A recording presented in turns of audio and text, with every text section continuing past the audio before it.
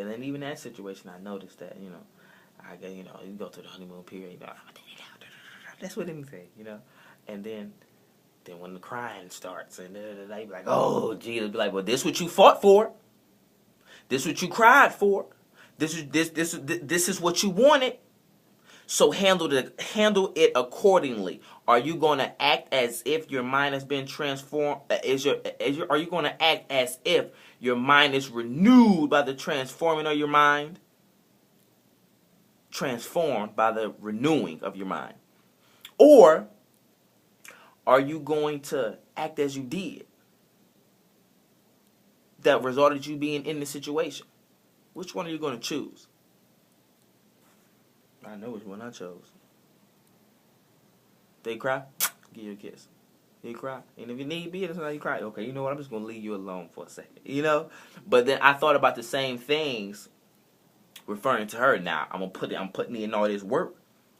But the spiritual work to do more than my hands can do. My hands can do more damage than anything. And now when I get her,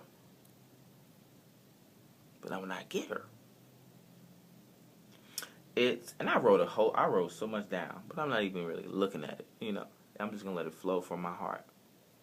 Now when I get her, it's gonna be the same thing, because we're gonna be in two different places, but not so different to where she can't be with me, because there's going to be divine intervention. That's already in the process. Of the will of God doesn't half step. The will of God doesn't shortcut, doesn't shortchange. I might not be able to understand it all, but that's okay, as long as I can be obedient through it all. That's where it comes into play. That's what's important. But and God is elevating me to get to a place to where I can affect. Now, I don't totally understand, but the little bit that I do understand, I know is way bigger than what I get. But He's elevating me to reach her. Wherever she is, I have to be on that same level, but with light, to go as deep as she is, to get her from.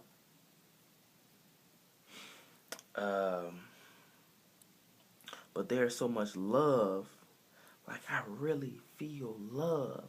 It's not about no sex. It's not about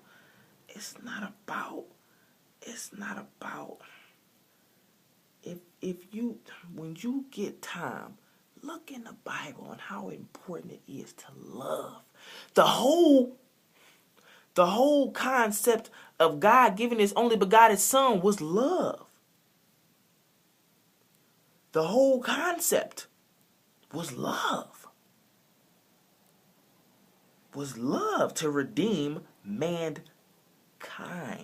Not to redeem this group of people. Not to redeem that group of people. But to redeem mankind. That's love. And I love her. And I know, and I'm such in a place that I know that whatever I know, because God exposed to me. God, I'm a prophet.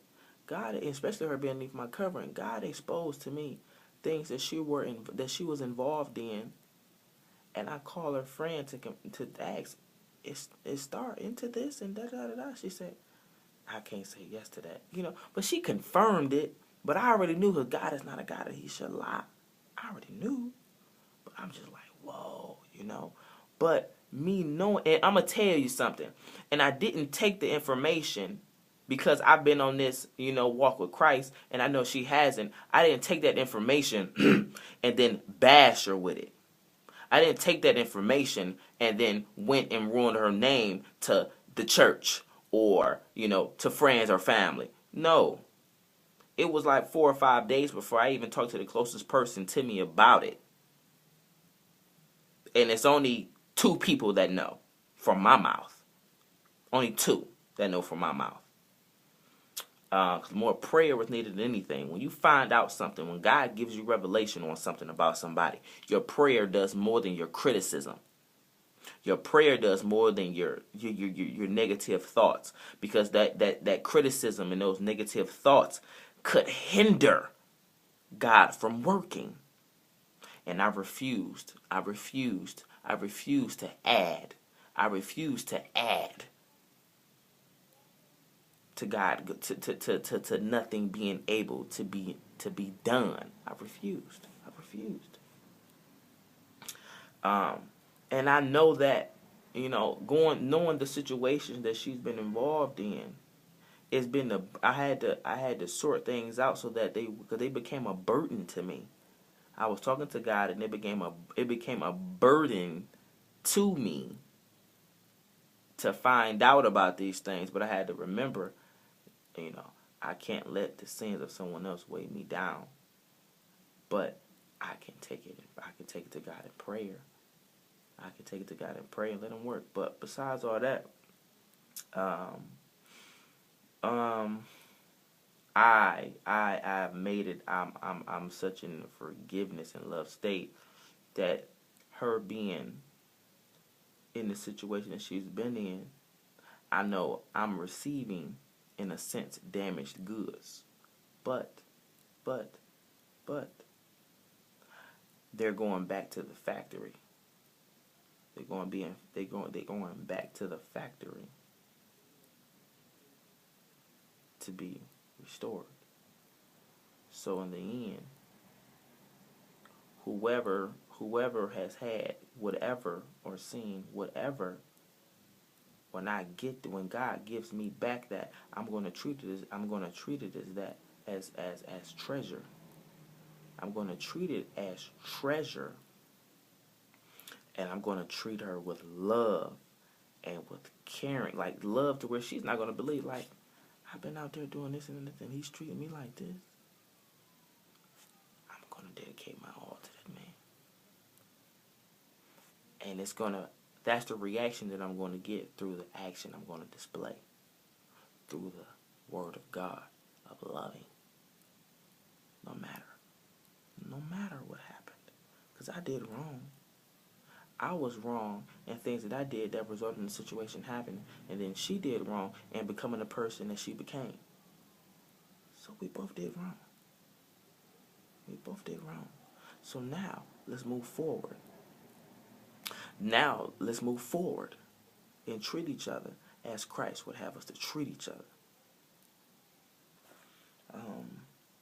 So I know victory is on my side. Oh, I want to tell you, every day that I'm going through this fast, I'm going to let you know where I am, and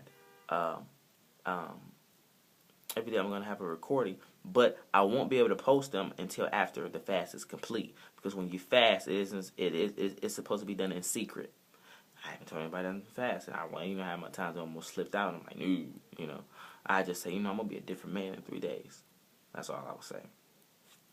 But it's supposed to be done in secret. It's supposed to be something that's intimate between you and Christ, not something that a lot people would do, and I have also in the past, that they use it as a boastful thing. It's like people say, I'm going to church.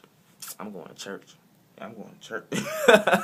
I'm saying? But doing it just more for the reaction and more of, somebody saying, oh, you're going to church for real? Da, da, da, for the attention of it, but not doing it for the love of it. If you're doing it for the love of it, that's just something you just do because you're supposed to do it. Not something like, I'm going to church, saying, oh, I'm fasting. Yeah, I'm fasting. Somebody don't even bring it up, but you just find a way to say, I'm fasting. No, that's not cool. Don't diminish. Don't diminish such a precious time for development in all aspects. I'm trying to see. I'm gonna see if I can say something that I wrote down. I guess I won't. I guess I won't. But